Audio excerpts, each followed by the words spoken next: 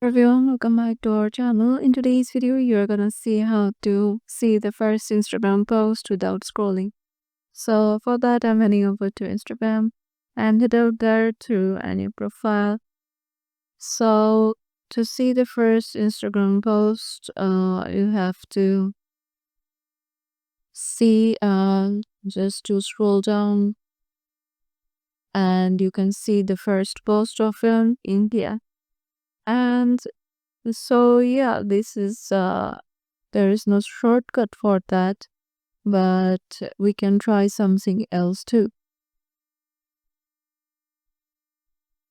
So you can just try to search within a chat. So if you have a chat with someone, you can just head over there and then just search any scene you want, and you can find it in there without scrolling.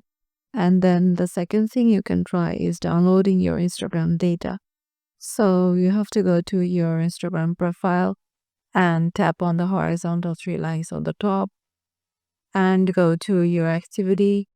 And here you can download your information. So you can also go to recent searches and search the thing you want without searching.